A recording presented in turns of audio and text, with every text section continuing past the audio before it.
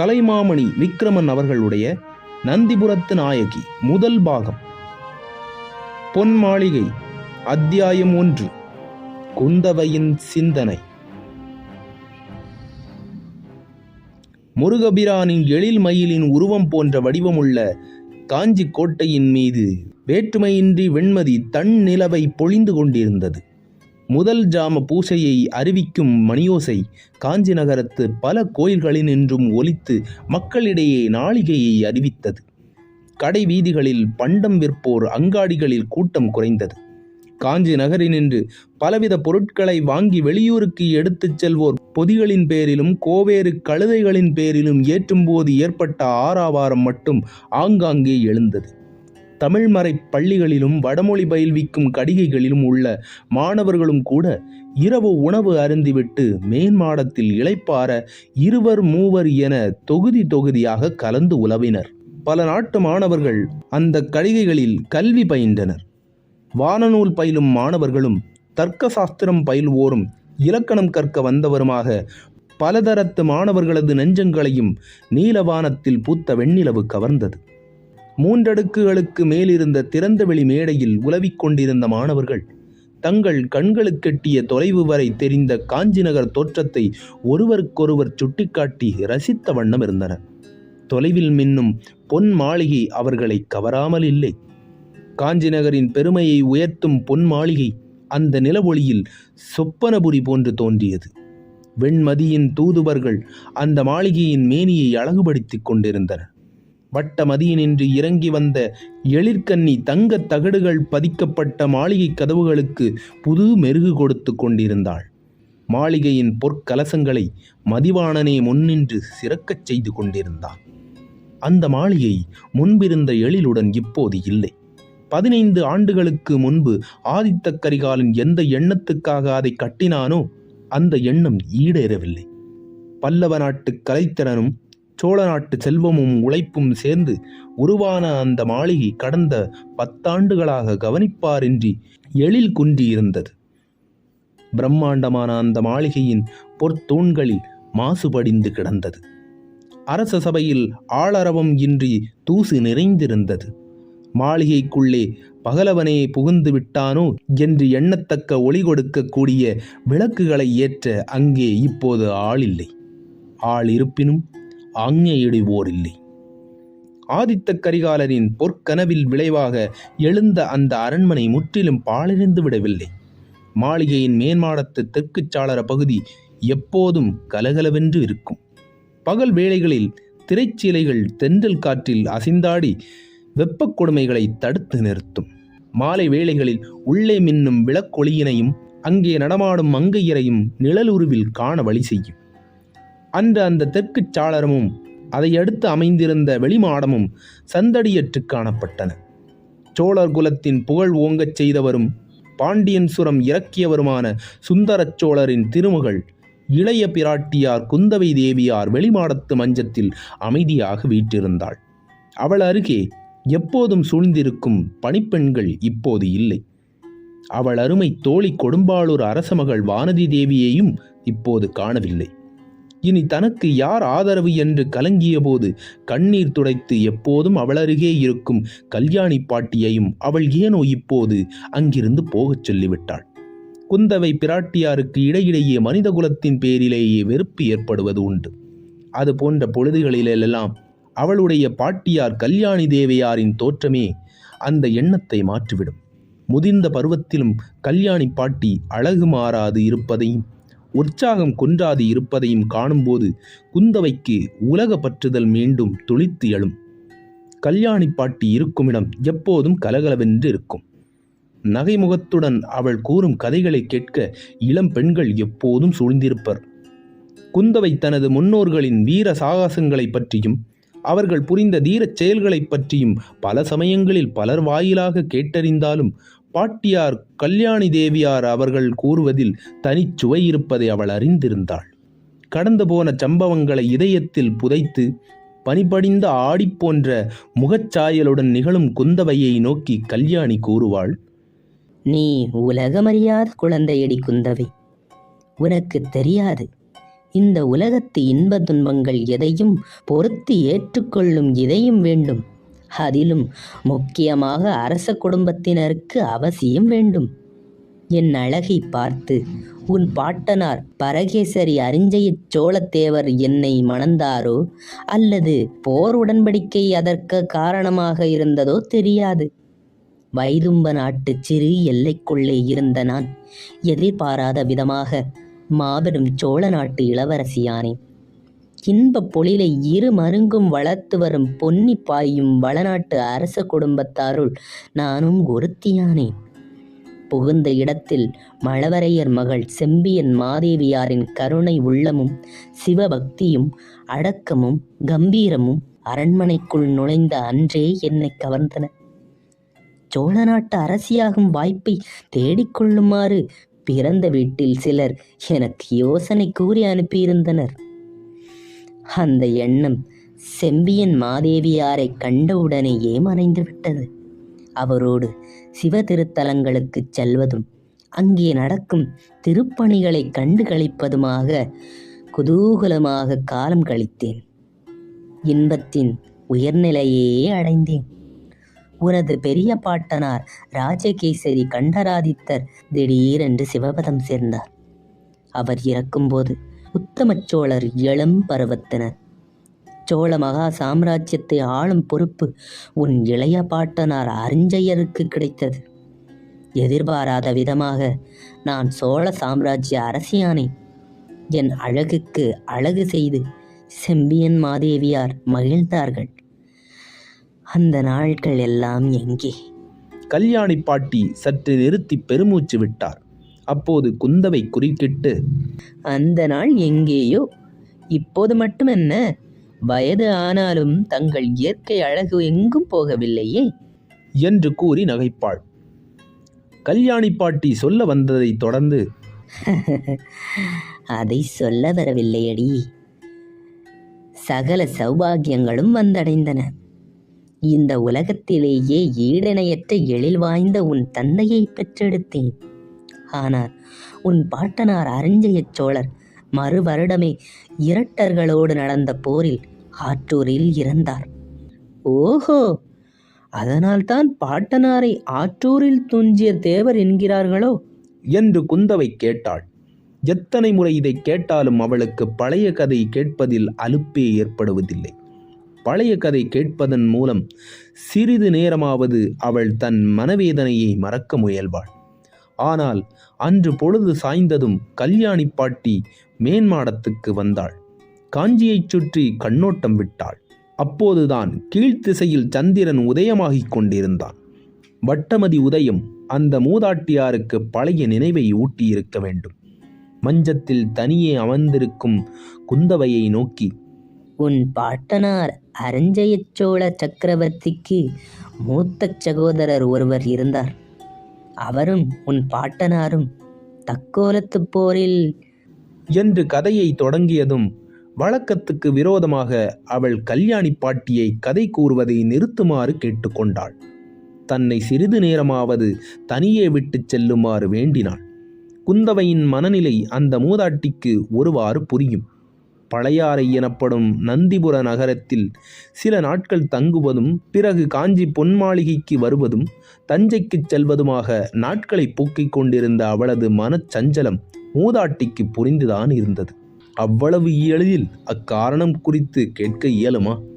ஆதித்த கரிகாலன் எதிர்பாராத விதமாக மரணமடைந்ததும் அதைத் தொடர்ந்து தன் இளைய சகோதரன் சோழ மகுடத்தை தன் சிறிய தந்தை உத்தமச் சோழருக்கு அளித்துவிட்டு கடல் கடந்து நாடுகளை கண்டறிய சென்றதும் கூட குந்தவையை கலங்க வைக்கவில்லை. அருண்மொழிவர்மரை அயல் நாடுகளுக்கு செல்லுமாறு செய்து சோழ நாட்டு அரசுரிமை போட்டி ஏற்படுவதைத்தான் எளிதில் தடுத்த பெருமையை அவளே எண்ணி மகிழ்வாள். மூத்த குமாரன் படுகொலை செய்யப்பட்டது, இளையவன் கடல் கடந்து சென்றது போன்ற சம்பவங்களால் தன் தந்தை சுந்தரச் சோழரின் மனம் அதிர்ச்சியடையாமல் கவனித்துக் கொள்வதிலேயே குந்தவை தன் கருத்தை செலுத்தினாள். இடையிடையே வருங்கால திட்டங்களை பற்றியும் அவள் மனம் எண்ணும். சுந்தரச் சோழர் அரண்மனையிலேயே அடைபட்டு கிடப்பதை அவள் விரும்பவில்லை. ஆதித்த கரிகாலன் ஆசையோடு கட்டிய காஞ்சி பொன் மாளிகைக்கு தன் தந்தையை அழைத்துச் செல்ல வேண்டும் என்று விரும்பினாள். அதற்கு அவள் பட்ட பாடு! சுந்தர சோழர் அவ்வளவு எளிதில் சம்மதித்து விடவில்லை. அம்மா, குழந்தாய், என்னை தொந்தரவு செய்யாதே.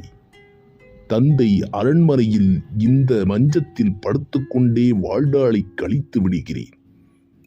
காஞ்சி என்றும் பொன் மாளிகை என்றும் கூறி என் இதயத்தில் ஆதித்தனது நினைவை எழச் செய்யாதே.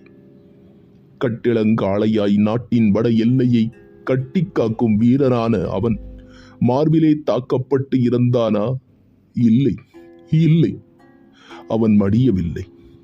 அவரை யாரும் சதி செய்து கொல்லவில்லை. என்னை தொடர்ந்து அழைத்து கொண்டே இருந்தான். தான் கட்டிய பொன் மாளிகையை வந்து காண பலமுறை என்னை அழைத்து கொண்டிருந்தான். நான் போகவில்லை. போகாததுன் அவன் கட்டிய மாளிகையை பற்றி குறையும் கூறினேன். அதனால் அவன் மனந்தாழாமல் இறந்து விட்டான். அவன் ஆவி பொன் மாளிகையில் சுற்றி கொண்டே இருக்கும். அப்பா, அப்பா என்று அலறும். அடி பெண்ணே குந்தவை, நான் அங்கு சென்றால் அவன் இரவில் வந்து என்னை அப்பா என்று அழைப்பான். நான் எந்த முகத்தோடு அவனை காண்பேனடி குழந்தாய்? பகல் வேளைகளில் வருவான். என் மஞ்சத்தருகே அவன் உடைவாள் உரையையும் மீறி ஒளி வீசும். அவன் மார்பு கவசங்கள் அவனது பரந்த மார்புக்கு எடுத்துக்காட்டாக மின்னும். அவனது கூர்மையான கண்கள் மாற்றார் எண்ணத்தை நொடியில் அறிந்து கொள்ளும். வேண்டாம், வேண்டாம், என்னை அங்கே அழைக்காதே, என்னை அங்கே அழைக்காதே. சுந்தர சோழர் கண்ணீர் விட்டு அலறுவார். ராஜகேசரி என்ற பட்டப்பெயர் பூண்ட மன்னாதி மன்னர் சுந்தர சோழர் உள்ளம் நொந்து புலம்புவார். மதுரை கொண்ட மன்னர் மனம் வெடிக்க விம்முவார். அருகே பட்டத்து ராணி வானவன் மாதேவியார் கண்கலங்க தன் மகள் குந்தவையை நோக்கியவாறு நிற்பாள். குந்தவையின் புத்திசாலித்தனத்தை அவள் அறிவாள். ஆணாக பிறக்க வேண்டியவள் தப்பி பெண்ணாக பிறந்து விட்டாள் என்று பலர் பேசிக்கொள்வது தேவியின் காதில் விழும்போதெல்லாம் பெருமை அடைவாள். தன் தந்தை காஞ்சிக்கு வர மறுத்து கூறியதை கேட்ட குந்தவை, அப்பா, ஆதித்த கரிகாலர் தங்களிடம் கொண்ட அன்பு நாடறிந்தது. எனக்கு ஒருமுறை ஓலை அனுப்பிய போது கூட பொன்னி நதிக்கரையில் பல்லவ அரசனொருவன் கோட்டை கட்டி நந்திபுரம் என்ற நகரம் அமைத்தான். நான் பாலாற்றங்கரையில் சோழர் பெருமையை பறைசாற்றும் பொன் மாளிகையை கட்டியுள்ளேன் என்று எழுதியிருந்தார். தங்களை காஞ்சிக்கு வருமாறு பலமுறை அனுப்பிய ஓலைகள் ஒன்றையாவது உங்கள் பார்வைக்கு எவரும் கொண்டு வரவில்லை. சோழ நாட்டிற்கே ஏதோ தீங்கு நேரிடும் போலிருக்கிறது என்ற செய்தி ஆதித்த கரிகாலருக்கு எட்டவே அவரே தங்களை காண காஞ்சியிலிருந்து புறப்பட்டார் என்றாள். வானவன் மாதேவியார் இப்போது குறிப்பிட்டு, உன் சகோதரனை விரைந்து தஞ்சை வருமாறு நீ என்றோ ஓலை அனுப்பியதாக கூறுகிறார்கள் என்றாள். குந்தவை வியப்பு நிறைந்த விழிகளால் அன்னையை உற்று நோக்கி, அப்படியே தான் இருக்கட்டும். அடக்கி வைத்திருந்த அவரது ஆவல் அதனால் பொங்கி எழுந்தது. தந்தையை தஞ்சையில் சிறை வைத்திருப்பது போல் வைத்திருக்கிறார்கள் என்ற எண்ணம் நீண்ட நாட்களாகவே அவருக்கு உண்டு. அது உண்மை என்றறிந்த அவர் துள்ளி ஓடி வந்தார். வரும் வழியில்தான் அந்த துக்ககரமான முடிவுக்கு இலக்கானார். தந்தையின் மனம் துடிதுடிக்கும்படி அவர் மாளக் காரணம், தந்தையே, உங்கள் மீது பேரன்பு பூண்ட என் சகோதரர் ஆதித்த கரிகாலரின் கடைசி விண்ணப்பம் என்ன தெரியுமா? இறப்பதற்கு சிறிது நேரம் முன்பு கூட அவர் என்ன பேசிக்கொண்டிருந்தாராம் தெரியுமா? தங்களை பொன் மாளிகையில் இரத்தின வைர வைடூரியங்கள் கொண்ட அரியணையில் அமர வைத்து மகுடாபிஷேகம் செய்து வைக்க வேண்டும் என்பதை பற்றிதான் அவர் தன் உள்ள கிடக்கையை பலரிடம் கூறியிருக்கிறார். அப்பா, அப்பா, உங்கள் அருமை மகனின் கடைசி ஆசையை நிறைவேற்றாவிட்டால் அவர் ஆவி இங்கு மட்டும் வந்து உங்களை கேள்வி கேட்காதா? குந்தவை பிராட்டியார் நெஞ்சு தழுதழுக்க கூறிய வார்த்தைகளில் கொஞ்சம் கொஞ்சமாக சுந்தர சோழர் மனம் மாறியிருக்க வேண்டும். விஜயாலய சோழ மன்னர் நிர்மாணித்த தஞ்சை மாநகரை நின்று சுந்தர சோழர் காஞ்சி நோக்கி கிளம்பினார். தஞ்சை மக்கள் கண்கலங்க அவர் எல்லோரிடமும் விடைபெற்று கொண்டார். சோழ சாம்ராஜ்யாதிபதியாக ஆகும் காலம் எப்போது வரும் என்று உள்ளத்தே எண்ணிக்கொண்டிருந்த உத்தமச்சோழ தேவரின் கண்கள் கூட கலங்கின. அதிக நாட்கள் தங்காமல் விரைவில் வந்துவிட வேணும் என்று அவரும் உடைந்த சொற்களுடன் தழுதழுத்த குரலில் கூறினார். சிறிது நாட்கள் தங்கியிருந்து திரும்பும் எண்ணத்துடன் தான் சோழ நாட்டினின்று நடுநாடு கடந்து தொண்டை நாடடைந்தார் சுந்தரச் சோழர்.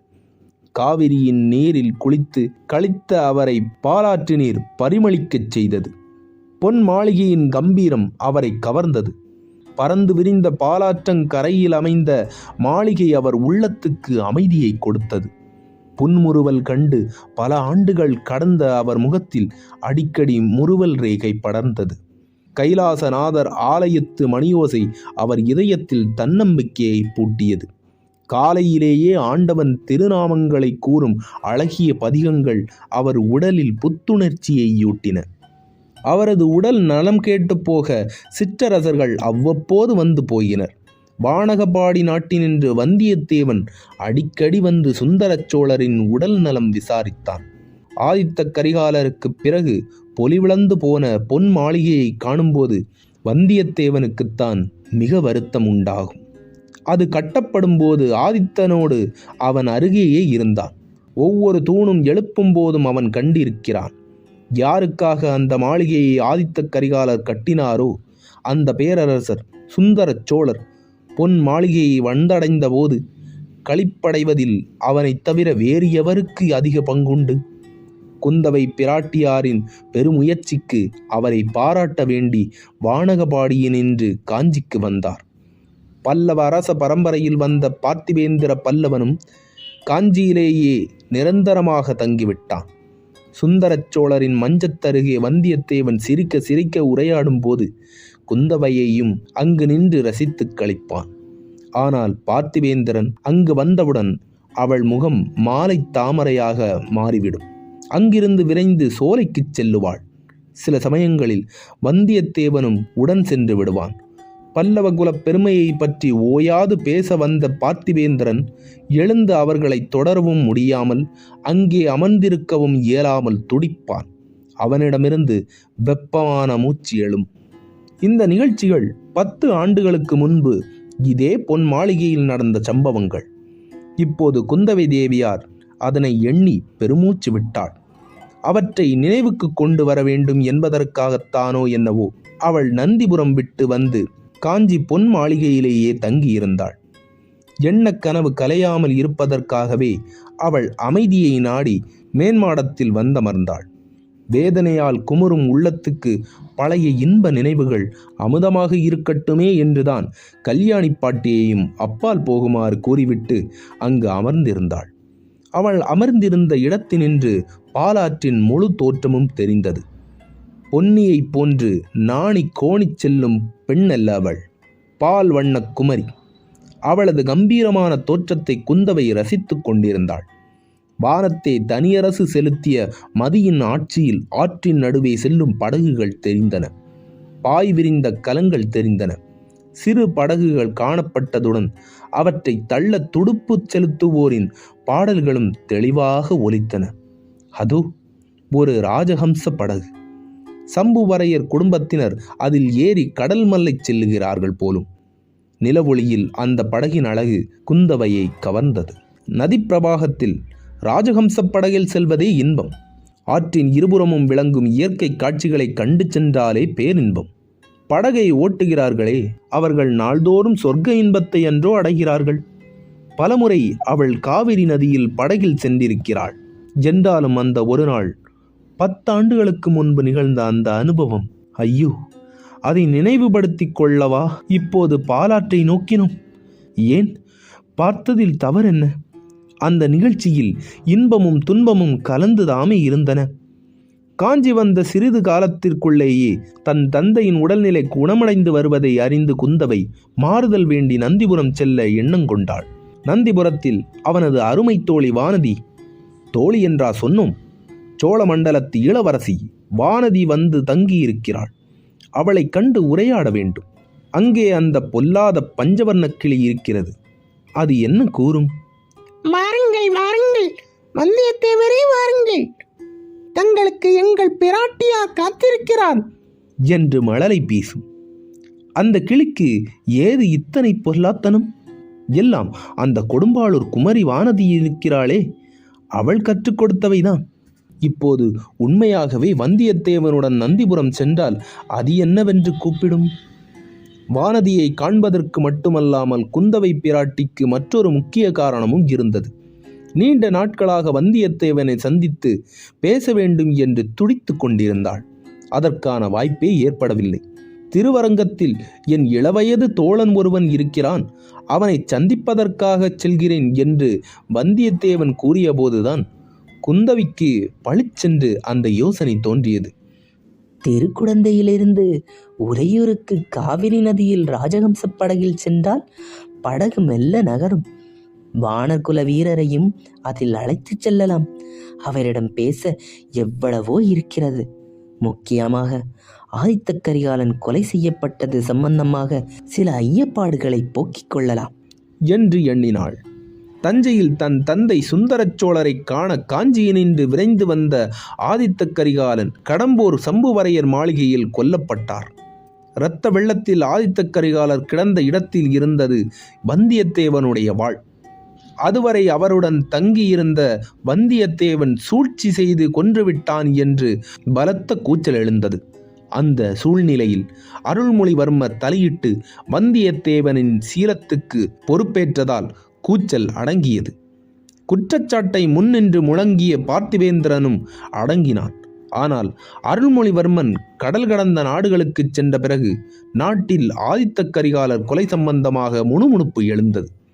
குற்றவாளியாக வந்தியத்தேவனை கூற 2 தடயங்கள் கிடைத்தன. ஒன்று வந்தியத்தேவன் வாழ், மற்றொன்று அவன் குந்தவை தேவியாருக்கு எழுதியதாக கூறப்படும் ஓலை.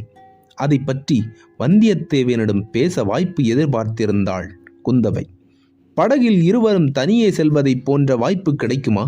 நந்திபுரத்து அரண்மனையில் தன்னை சந்திக்குமாறு வந்தியத்தேவனுக்கு சொல்லி அனுப்பிவிட்டு குந்தவை காஞ்சியினின்றும் பல்லக்கில் புறப்பட்டாள் நந்திபுரம் நோக்கி. தேவியாரின் கட்டளை கிடைத்ததும் வந்தியத்தேவன் குதூகலமாக புறப்பட்டான். குதிரையின் குளம்படியோசை இதயத்து உணர்ச்சிக்கு தாளம் போட்டது. நந்திபுரத்து அரண்மனையில் வானதி தேவி குந்தவை பிராட்டியாரை வரவேற்றாள். பல மாதங்களுக்கு பிறகு சந்தித்ததால் வானதியின் கண்களில் நீர் ததும்பியது. உணர்ச்சி மேலிட்டாள். அக்கா, அக்கா, இப்பொழுதாவது இங்கு வர வழி தெரிந்ததா? உங்கள் தம்பியாருக்குத்தான் இந்த நாட்டு நினைவே மறந்துவிட்டதென்றால் உங்களுக்கும் மறந்துவிட்டதா என்று வானதி குந்தவியை அணைத்தவாறு கேட்டாள். குந்தவை செல்லமாக வானதியின் கன்னங்களை தட்டி, போடி குறும்புக்காரி, உன் இதய மன்னர் அருள்மொழிவர்மன் உன் நலன் கேட்டு இதுவரை ஓலை அனுப்பாததை நேரிடையாகச் சொல்லிவிட்டேன். அதற்கு என்னையும் ஏன் இழுக்கிறாய்? ஆமாம், 20 நாட்களுக்கு முன்பு கூட செண்பகத்தீவு போய் வந்த வணிகர்கள் அருண்மொழியை கண்டதாக சொன்னார்களே, அவர்களிடம் கூட அவன் உனக்கு செய்தி அனுப்பவில்லையா? எனக்குத்தான் அனுப்பவில்லை என்றாள். செண்பகத்தீவு நின்றா? வணிகர்கள் அவர்களை பார்த்தார்களா? எனக்கு ஒன்றுமே தெரியாது. அவர்கள் வந்ததே உனக்கு தெரியாதா? வியப்பாக இருக்கிறதே. அரசாங்க செய்தி ஒன்றையும் நீ அறிய முயல்வதில்லையா? அந்த புறத்து மெய்க்காவலராக மங்கள பூபதி தானே இருக்கிறார். அக்கா, இங்கு நடப்பதெல்லாம் எனக்கு ஒன்றுமே புரிவதில்லை. மங்கள பூபதியை ஏதோ வேறு பணியிட்டு ராசாதித்தபுரம் அனுப்பிவிட்டார்கள். என் உயிருக்கு உயிரான செடிகளை கூட தஞ்சைக்கு அனுப்பிவிட்டார்களே. நாம் கொடும்பாளூர் போவதென்றால் கூட என்ன, உன்னை தொடர்ந்து ஒற்றர்களா? இருக்காது பெண்ணே, இருக்காது. உனக்குரிய எசமான் அருண்மொழி வரும் வரையில் உன்னை பத்திரமாக காப்பாற்றி கொடுக்க வேண்டாமா? அதற்காக இருக்கும். அக்கா, எனக்கு என்னவோ இந்த வாழ்க்கையை பிடிக்கவில்லை. என்னையும் அவருடன் மரக்கலமேற்றி ஏன் அனுப்பவில்லை? ராமபிரானுடன் சீதை வனாந்தரவாசம் அனுபவிக்கச் செல்லவில்லையா? அவ்வாறு இல்லாவிடில் உங்களுடனாவது என்னை அழைத்துச் செல்லுங்கள். அடி வானதி, இந்த சோழ சாம்ராஜ்யத்து அரியணையில் வீற்றிருக்கப் போகும் உனக்கு இன்னும் உலக விவகாரமே தெரியவில்லையே. என் தம்பி அருண்மொழியை கடல் கடந்த நாடுகளுக்கு செல்லுமாறு கோரியது சோழ நாடு 2ஆக பிரிய வேண்டாம் என்பதற்காகத்தானே. ஆனால் உன் தந்தை தன் மருமகனுக்கு பட்டம் கிடைக்காமல் நான் செய்துவிட்டேன் என்று குறை கூறுகிறார். உன்னையும் சேர்த்து அனுப்பியிருந்தால் நிச்சயமாக என்னை சூழ்ச்சிக்காரி என்றே வர்ணித்து விடுவார். அக்கா, அவர் அப்படியா கூறுகிறார்? அவரை பொறுத்தருளுமாறு உங்களை நான் வேண்டிக் கொள்கிறேன். எனக்கு தெரியும் அக்கா, உங்கள் நல்ல எண்ணம். இந்த உலகத்து மக்களுடைய திருவாய் எப்படியும் பேசும். ஆரம்பத்திலிருந்தே இளையவர் மீதுதான் உங்களுக்கு அன்பு அதிகம் என்றும் அவருக்கே சோழ நாட்டை அளிக்க வேண்டும் என்றும் திட்டமிட்டு வந்தீர்களாம். அதற்காகவே ஆதித்த கரிகாலரை கொல்ல சூழ்ச்சி செய்தீர்களாம். உத்தம சோழருக்கு உரிமையில்லை என பேசினீர்களாம். ஆனால் தாங்களோ யாரும் எதிர்பாராத வகையில் ஒரு செயல் செய்தீர்கள். தங்கள் இளையவரை கடல் கடந்து போகச் செய்தீர்கள். உத்தம சோழருக்குத்தான் முடி என்று முடிவேற்பட வழி செய்தீர்கள். வானதி, நீ அழுத்தமானவள், பிழைத்துக் கொள்வாய். என் மீது உனக்கு கோபமாயிருக்கும். நீ விரும்பிய வண்ணமே மணந்த அருண்மொழிவர்மனுடன் காதல் வாழ்வு நடத்த உன்னை விடாமல் என் தம்பியை பிரித்து அனுப்பினேன். இப்போது அதை நினைக்கும் போது என் உள்ளம் கசிகிறது. நான் அதே நிலையில் இருந்தால் எப்படி இருக்கும் என எண்ணி பார்த்தால் மனதில் பயங்கரம் தோன்றுகிறது. விரைவில் திரும்பி வருமாறு நான் இளையவனுக்கு ஓலை அனுப்பப் போகிறேன். அக்கா, அக்கா, எனக்காக நீங்கள் அப்படியெல்லாம் செய்துவிடாதீர்கள். நான் ஏதோ நினைத்ததை கூறினேன். நாகப்பட்டின துறைமுகத்தில் அவர் அன்று விடைபெறும்போது அவர் பேசாமல் பேசினார். கலங்காமல் காத்திருக்குமாறு வெளிகளாலேயே பேசினார். வெற்றியுடன் திரும்பி வர ஆரத்தி எடுத்தபோது தீப ஒளியில் அவர் வீர திருவிழியின் பார்வையில் அவர் என் இதயத்தை எடுத்து செல்வதை நான் கண்டேன்.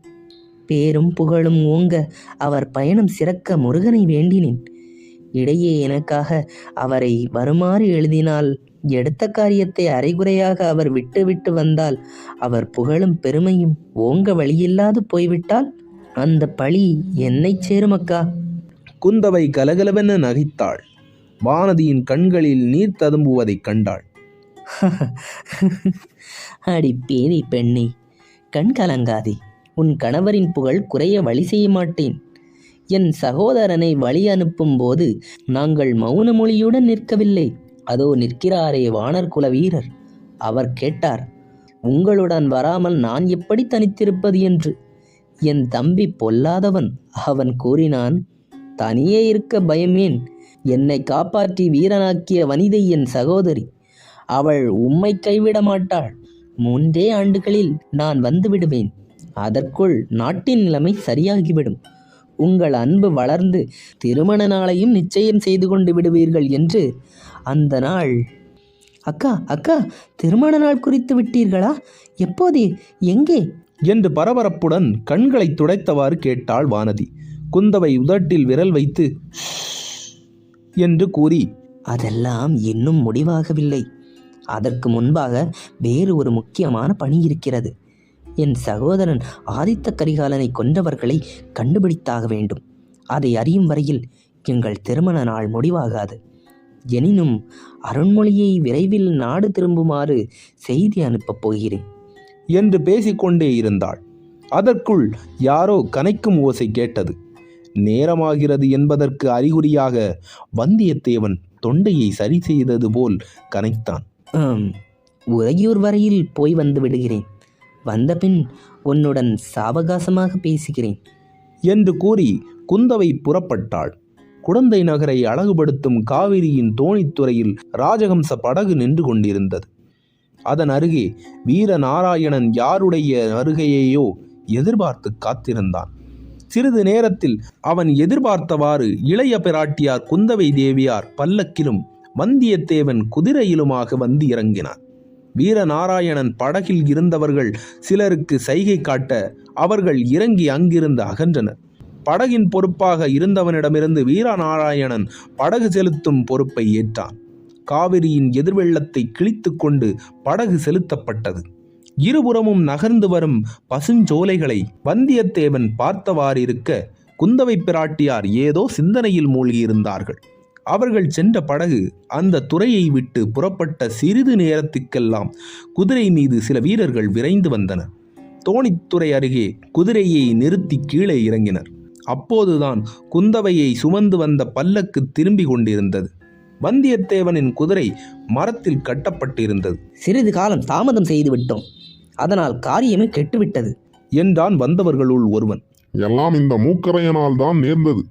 பெருமாள் கோயிலை வழியில் பார்த்து விட்டான் அல்லவா, பிரசாதம் சாப்பிட்ட பிறகுதான் கிளம்பினான்.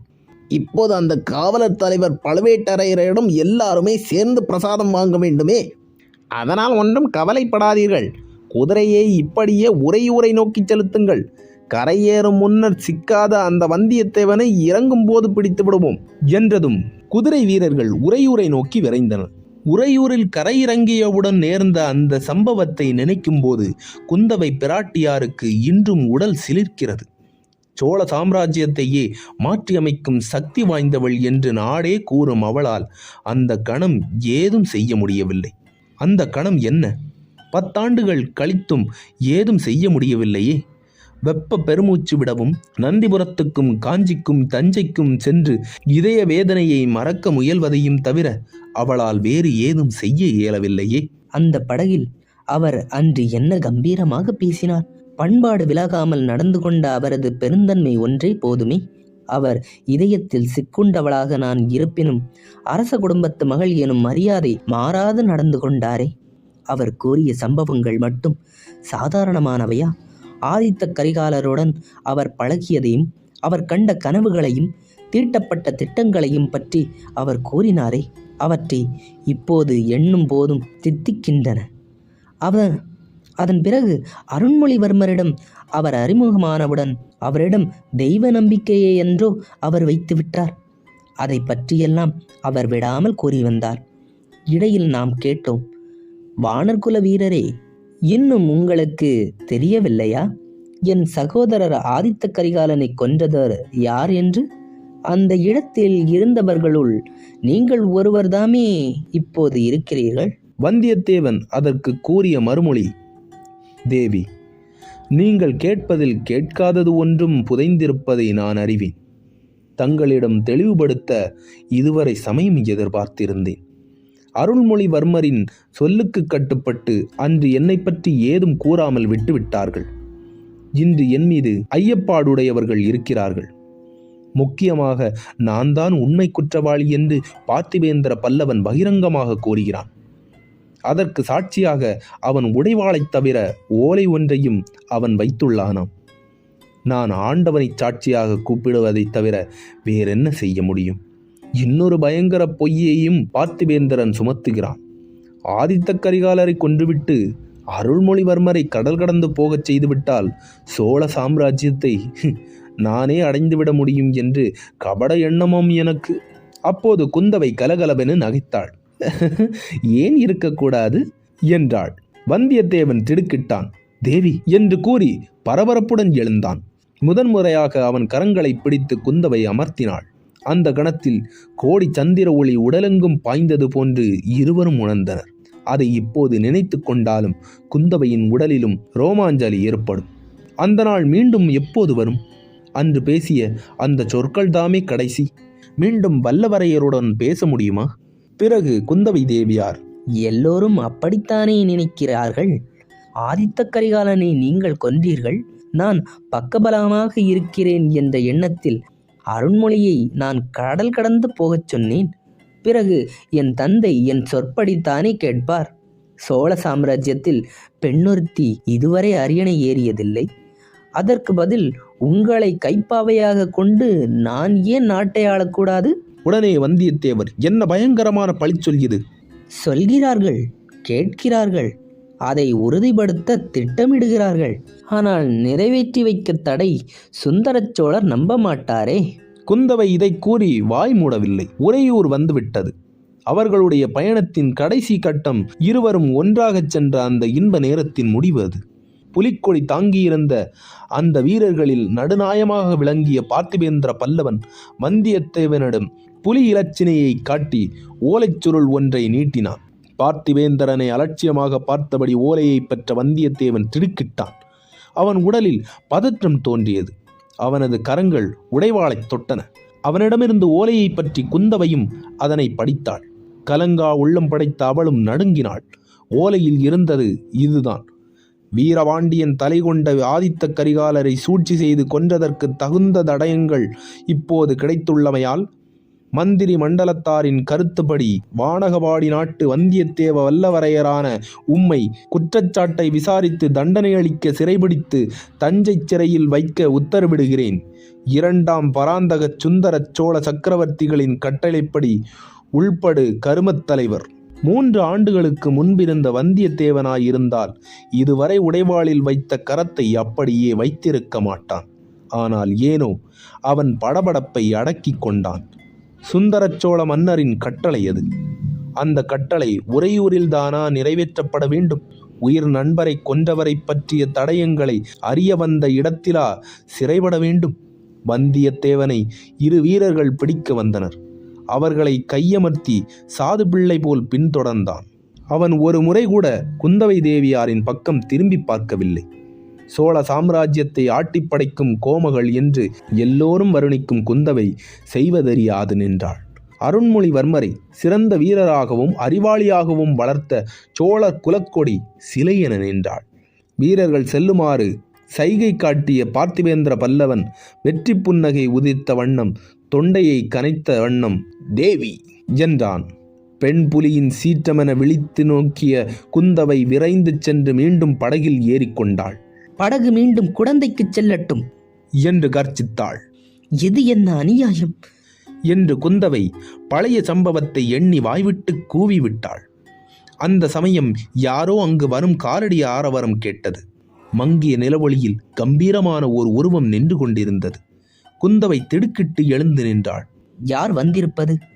வானர்குல வீரர் வந்தியத்தேவனா? யாருடைய விடுதலைக்காக பாடுபடுகிறோமோ அவர் விடுதலை அடைந்து விட்டாரா? இல்லை, அவரில்லை.